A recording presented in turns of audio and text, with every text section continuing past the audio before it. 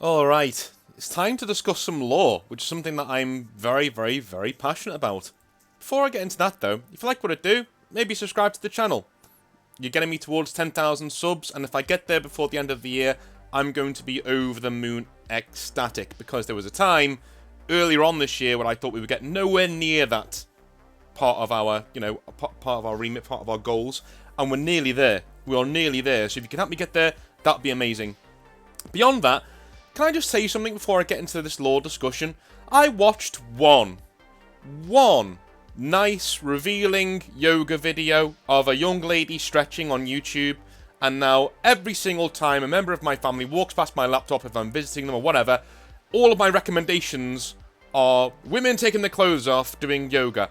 I watched one, and it was innocent. It was just, well, it wasn't. You know what I mean? It was just titillating, or just sitting here, just doing some work. Just got bored. Oh my god, YouTube. It's so guilt-ridden. It's like, oh, you liked this once, did you? Right, here's all the diving videos. I didn't even like diving. What's going on? Anyway, men of culture. I stand up for you and your right to watch those videos whenever you want. Because it's, it's something that men who wear suits watch, I guess. But anyway, let's get into some of the lore, shall we? Because I've already bored you enough with my own depraved ways. So Games Workshop breaks its own lore. That's going to come across as a channel that basically bashes Games Workshop at every single opportunity. What I'd like to do is make sure that this channel isn't that. Is that what we do is we give Games Workshop a chance to improve.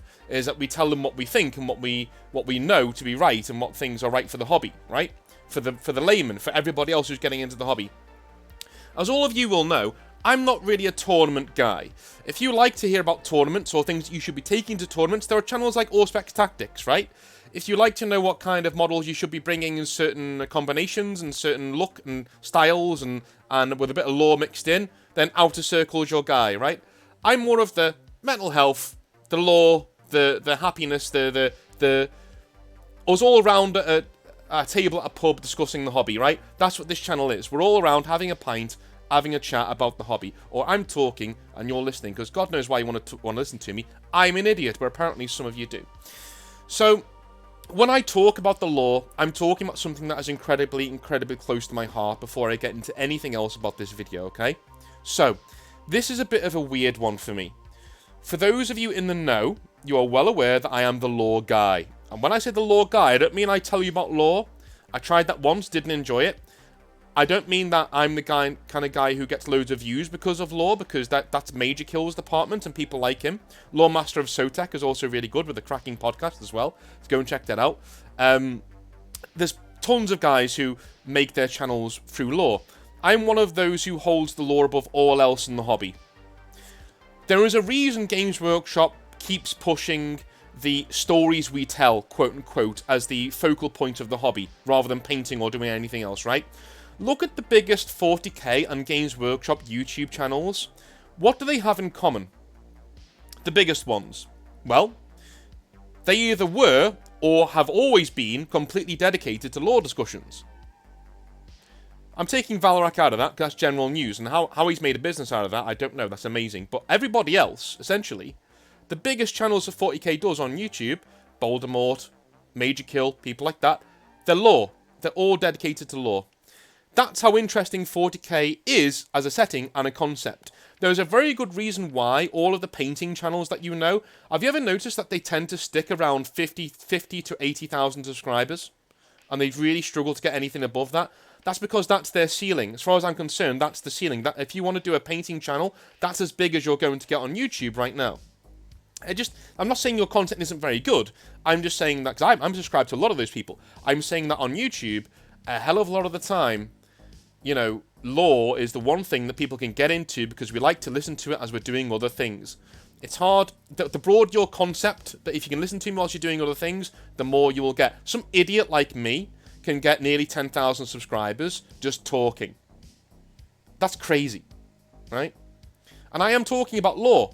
It's just that most of the lore I talk about is stuff that happens in real life between hobbyists. That's how interesting our settings are as a concept. So why do Games Workshop insist on constantly breaking them? Why do they insist on constantly breaking their own lore? We have spoken in the past about how Games Workshop is steadily moving away from the gaming side of the hobby. The last 2 videos are about that. But lore is something that they will always hold dear, as it represents their cash cow. The game is simply a byproduct of the lore these days, which is very interesting. If you listen to any of the old timers or in my comments, they will tell you that back in the day, it was the other way around. We had a game and models first, and the lore was a distant second when the hobby first started out. But these days, people tend to get into the hobby because the lore and art is interesting. The models are cool, but I don't know of anybody who got into the hobby with the express view of getting into the tournament scene. I mean, do you? I've never heard of that before. I've never heard of somebody walking into a Games Workshop store and saying, hey, these are really cool. Do you guys run tournaments? No one says that. They say, wow, that piece of artwork's pretty cool. Who are these guys? What do they do? Awesome. I want to buy some of them, right? That's what people do. And that's why recruitment is mainly geared towards those who are of a younger age.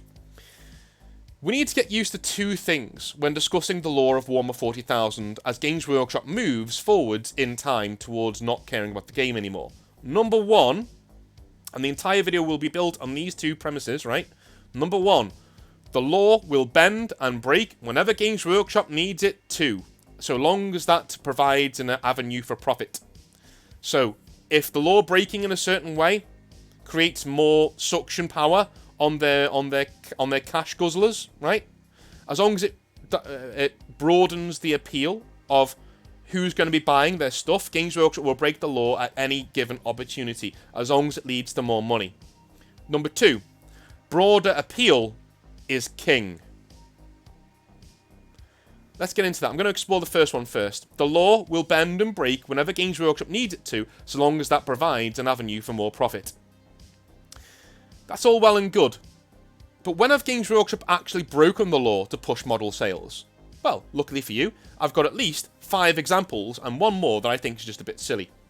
And there are lots more apart from this. I've just picked out 5 off the top of my head, and I did a bit of research and threw them into this video. Number 1, the Space Wolves. I've gone over this at length, but their model line applies to the lowest common denominator of intelligence. Wolves, pelts, Vikings. If you're a Space Wolf player, God bless you. You know, I hope your friends are very tolerant of you. And their lore has adapted to do the same. It's uninteresting, it's shouty, and it's arrogant. Just is what it is, right? It just is what it is. 2, the Grey Knights. I'm going to go after my own guys. The Grey Knights' power level in lore is absolutely absurd, and their model line has not been updated for 15 plus years almost. And Drago, anything that guy does is nonsense, but the reason why the lore is so powerful for them is because they want to sell more models. They realise Grey Knights are one of the most expensive kits that you can buy, are different Grey Knight kits. They're £38.50 to get a normal Grey Knight unit these days. That's insane. That is insane for a normal unit. And it's always been that way. I know Primaris are creeping up to that style in price, but Grey Knights have always been that expensive. And so their lore is catered to be as powerful and cool as possible to get you to come in. And it's exactly the same way that the new models that come out, they always get really cool bits of lore, not just new bits of rules that get you to buy the models. Number 3, anything Magnus does. He goes around the galaxy, getting into fights for reasons that his Horus Heresy era self would either scoff at or be horrified at. Has he really changed that much since the Horus Heresy, or do Games Workshop need another big bad model to sell this totally bad to sell that is totally badass? Right, guys, trust us. This guy's badass. Why? He's doing all this ridiculous stuff in the lore. You'll love it. You'll love it. Go and buy Magnus. Go and buy the Thousand Suns. You'll love it, right? The Necrons, number 4. The Necrons losing their Terminator-style edginess to become robot cosplaying Egyptians. Necrons at release and the first few years were a niche army to get into lore-wise. They really were. And I thought that afforded them a really cool base from which to build your own army and even dynasty, as those were a thing relatively early on in the Necrons release schedule. But no, Games Workshop needs to chase broader appeal and dumb down the Necrons by slapping an Egyptian coat of paint over them and calling them done. Even interesting characters like Trajan the Infinite, the Silent King are at times, or the Silent King are at times played for laughs. One even has a clone of Fulgrim knocking around. Seriously, Games Workshop, you're doing nothing with that. The one cool thing you've given the Necrons is this big place where they've got all this cool stuff and nothing's happening? Seriously? It's a bastardization of what the Necrons are to chase more profits, to chase a wider appeal, a larger audience, right? Number 5, anything not involving Space Marines. Want proof that model profits drive the way that the lore is written? You want proof? When was the last time you read a mainstream lore article or book that was not either based on the Space Marines or some form of them, i.e. Custodes or something like that? Go on, I'll wait. When was the next time you read something from Games Workshop lore-wise that didn't involve Space Marines? That was big. Not just a little book here, a little book there. I mean a big thing. A galaxy-changing thing. Okay, I'll wait. No, exactly. Exactly. Right? R.M. Densky Bowden's doing an admirable job with his Black Legion trilogy, but he hasn't even been able to release the third one for that yet. Mainly because I'm pretty sure writers are being told, hey, this Chaos stuff, not really working out for us. Double down. Go and do Spears of the Emperor again, ADB. Go and write another one of those. Because God knows we need more Space Marines in our lore. Even other Imperium forces fall by the wayside in terms of lore when we have not seen what the Guard are up to, the Imperial Guard, since the fall of Cadia. We've not seen what they're up to. Their last big piece of lore was the fall of Cadia. Let's be honest. Let's be completely honest. But we are updated on what size shit Rabute Gilliman or Calgar have had since yesterday morning. Every single time a lore comes out, it's about them. It's always about them. It's about Space Marines. It's about the guys who are selling the most models. What Games Workshop don't seem to understand, if you want people to buy more Dark Eldar, or more Eldar, or more Tau, then write cool lore that is shoved right to the forefront of every White Dwarf for a little while, right to the forefront of most books that are coming out for a while. Make sure you're driving really interesting stories to do with these factions. The problem is, I don't think they can, guys. I don't think they've got it in them. I think the guys who made 40k what it is, John Blanche looking at you, people like that, they're long gone from the hobby. It's much like BioWare as well. They're long gone from the hobby. We're never going to get what brought 40k and Space Marines to the dance ever again. And that's why I think it is a law of diminishing returns, though. They'll keep bringing out Space Marines and bringing out Space Marines and giving you more and more lore to do with fucking Space Marines. Again, I'm a Space Marine player, and even I'm sick of them. But sales drives lore expansion. No one will ever convince me otherwise. Unless they do, because, you know, I've got an open mind with stuff like that. But anyway. And number 6, this is just for me, right? The Dark Eldar are actually making their own Emperor based on the Emperor's DNA. This is not to do with model sales, but it is the biggest rendition of an author going, fuck it, I'm putting it in, and it actually being published that I've ever seen. That is the most stupid idea I've ever heard from a Games Workshop. An actual writer wrote that. A writer wrote that the Dark Eldar get a hold of the Emperor's DNA from a tiny little bit on his throne, and all of a sudden they're making their own Emperor. What are you talking about? I mean, that could be cool. But it's just thrown away in some random book that's mainly about the Custodes anyway. Any time one of the factions that isn't Imperial gets anything, it's always to do with the Imperium though, isn't it? Why can't the Dark Eldars make something really cool on their own? And by the way, it's a stupid idea. It's a stupid idea. I'm leaving that one alone. I can do a whole video on that one. But that is the biggest sense of Games Workshop saying to a writer, how much weed have you had today? Never mind, just write something and we'll publish it. We don't care, they'll eat it up anyway, right? Bollocks. Games Workshop will factor and break its own lore to accommodate sales. This will never change, and we are leaving our hobby in the hands of those whose first aim is not the sanctity of the setting or the quality of the stories, but pushing the envelope when it comes to model sales. That's it. This is not new news to a lot of you. Just something that I think needs to be reminded of, that we need to be reminded of heading into 10th edition. That's all. What about the broader appeal I talked about though? Broader appeal is king. Well, let's look at the pushing back of the grimdark elements of the 40k setting. I'm not even talking about things beyond the pale, like the Demon Culabra and things like that. Those things are effed up, I know. I'm not even talking about that. I'm talking about the gothic grimness and grunge of the 40k setting, the John Blanchness of the 40k setting. For every massive city that is like a normal city, there are dozens more cathedrals with spiraling gothic architecture and choirs of tortured space wizards, right?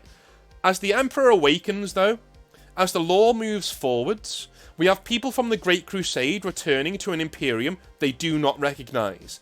It is only natural that they want to change it back to how things were in their day. What's more, they are succeeding and are deemed the good guys. In the setting, this is absolutely true. Guilliman is the good guy. Absolutely true. To those of us who love the 40k lore as it was, the opposite is true. Guilliman is a disease, and the people pushing what he's doing to the Imperium are a disease. There is no greater threat to what 40k actually is in the John Blanche style of settings than Rabute Guilliman. He acts in the lore as the massive hand of Games Workshop coming down and pushing away the grim darkness, I became Dutch there for a second, the grim darkness, and ushering in a new era of cartoonish heroism that always saves the day.